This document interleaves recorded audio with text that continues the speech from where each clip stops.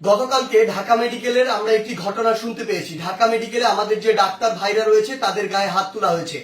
যে যারা হাত তুলেছে তারা কি অভিযোগ করেছে? তারা অভিযোগ করেছে সেখানে নাকি একজন যে পেশেন্ট মারা গিয়েছিল সেখানে ডক্টরদের গাফিলাতি ছিল, ওই ঢাকা মেডিকেলের গাফিলাতি ছিল।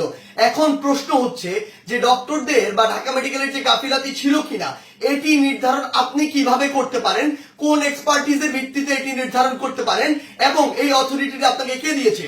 যদি কোনো গাফিলাতি থেকে থাকে, ডক্টরের হোক, প্রশাসনের হোক, কিংবা যে কারো হোক, কিংবা কর্তৃপক্ষের হোক, অবশ্যই তার বিচার হবে। তার বিচার একটি প্রক্রিয়াধীন প্রক্রিয়া হবে, একটি তদন্তের মাধ্যমে হবে। সেই অভিযোগটি আপনি বিএমডিসি তে করতে পারেন কিংবা সেই অভিযোগটি আপনি প্রশাসনের কাছে করতে পারেন। কিন্তু আপনার কি অভিজ্ঞতাটুকু রয়েছে, আপনার কি দক্ষতাটুকু রয়েছে যে একজন ডক্টর তার সাথে গাফিলতি করেছে কিনা সেটি যাচাই করার? আমাদের সবচেয়ে বড় এখন যে সমস্যাটি হয়ে গিয়েছে, আমরা এই বাঙালিরা অধিকাংশ ক্ষেত্রে অধিকাংশ বাঙালি নিজেদেরকে সব জায়গার দক্ষ মনে করি এবং সব জায়গায় নিজের নাক গলাতে যাই। আপনি আমাকে একটি জিনিস বলুন, যে ডাক্তার 5 বছর ধরে এমবিবিএস পাস করলো, 1 বছর ইন্টার করলো, এরপর বছর বছর ধরে বিভিন্ন ডিগ্রি নিল, পড়াশোনা করলো, তিনি একজন পেশেন্টকে যেভাবে ডিল করেন, তিনি পেশেন্টের ভিতরের এবং বাইরের বিষয়গুলো যেভাবে জানেন, যেভাবে ট্রিটমেন্ট করেন, আপনি কিভাবে মনে করেন আপনি সেই পড়াশোনা না করে শুধু বাইরে থেকে দেখে নিজের চোখে যা মনে হলো তা দেখে তাকে একটি নির্দিষ্ট রেজাল্ট দিয়ে দিচ্ছেন, একটি নির্দিষ্ট ব্লেম দিয়ে দিচ্ছেন? আমাদের জায়গা থেকে স্পষ্ট বার্তা, এরকম একটি ব্লেম দিয়ে আসলে যখন আপনি একজন ডক্টরের গায়ে হাত তুলেন তখন আপনি যে কাজটি করেন সেটি আমরা বৈষম্য বিরোধী ছাত্র আন্দোলন আমাদের জায়গা থেকে কোনোদিনও সমর্থন করতে পারি না। আপনাদের যদি কোনো অভিযোগ থাকে সেই অভিযোগটি আপনি জানাতে পারতেন।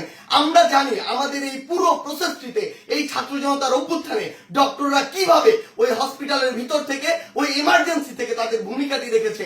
ডিজাইন, এলিগেন্স, বিউটি, সেরা পণ্য সবার জন্য জেভিকো। আমরা দেখেছি যখন কিছু সরকারের পাঁচাটা স্পিরিট, ডক্টরদের যে স্পিরিট, সেই স্পিরিটটি যাদের মধ্যে নাই, এমন গুটি কয়েক ডক্টর যখন ওই ছাত্র জনতার গণঅভ্যুত্থানে আমাদের আহত ভাইদের চিকিৎসা দিতে বাধা দিচ্ছিল, তখন অধিকাংশ ডক্টর নিজের জায়গা থেকে রিস্ক নিয়ে আমাদের ওই ভাইদেরকে চিকিৎসা দিয়েছিল। এমন অধিকাংশ ডক্টর রয়েছে যারা ডক্টরদের স্পিরিটটি ধারণ করে এবং আমাদের এই পুরো সময়টিতে আজকে পর্যন্ত আমার হসপিটালে যে আহত ভাইগুলো রয়েছে তাদেরকে নিরবিচ্ছিন্ন সেবা দিয়ে যাচ্ছে, নিজের কথা চিন্তা না করে। সেই জায়গায় যখন এরকম করে কোন একজন আমার ডক্টর ভাইয়ের উপর এভাবে হাতটি তুলে, আমরা এটি কখনো সমর্থন করতে পারি না। আমাদের জায়গা থেকে একদম স্পষ্ট একটি বার্তা, সেটি হচ্ছে যে আমরা প্রশাসনকে, মাননীয় স্বাস্থ্য উপদেষ্টা, ডিজি হেলথ সহ সকলকে একটি বিষয় স্পষ্ট করে বলতে চাই, আমাদের যারা মেডিকেলের ভাইরা রয়েছে, ইন্টার্ন ডক্টররা রয়েছে, কিংবা হসপিটালের যে ডক্টর ভাইরা রয়েছে, তাদের সাথে আমরা এই জায়গাটিতে একাত্মতা ঘোষণা করছি।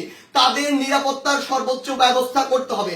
তারা দিনরাত 24 ঘন্টা আমাদের জন্য কাজ করছে, অথচ কেউ একজন চাইলো আর একটা ব্লেম দিয়ে তাদের গায়ে এসে হাত দিয়ে দিল, এটি আমরা আমাদের জায়গা থেকে কখনো মানতে পারি না। আমাদের জায়গা থেকে একটি স্পষ্ট বার্তা হচ্ছে তাদের এই নিরাপত্তার ব্যবস্থাটি করতে হবে। এবং গতকালকে ঢাকা মেডিকেলে যদি ওই পেশেন্টের মৃত্যুর জন্য কোনো কর্তৃপক্ষের হোক, ডক্টর হোক গাফিলাতি থেকে থাকে, তদন্ত সাপেক্ষে তার যেমন বিচারের আওতায় তাকে আনতে হবে। কিন্তু গতকালকে ওই আমার ডাক্তার ভাইয়ের গায়ে যে হাতটি তুলেছে, অপারেশন থিয়েটার থেকে বের হওয়া একজন ডক্টরকে, তার অবশ্যই দ্রুততম সময়ের মধ্যে তাকেও গ্রেফতার করে তাকেও বিচারের আওতায় আনতে হবে। আমাদের জায়গা থেকে স্পষ্ট একটি বার্তা, আইন নিজের হাতে তুলে নেওয়ার মতো অন্যায়টি যদি আপনি করেন তাহলে আপনার পক্ষে কোনোদিন আমাদের অবস্থান থাকবে না। ধন্যবাদ।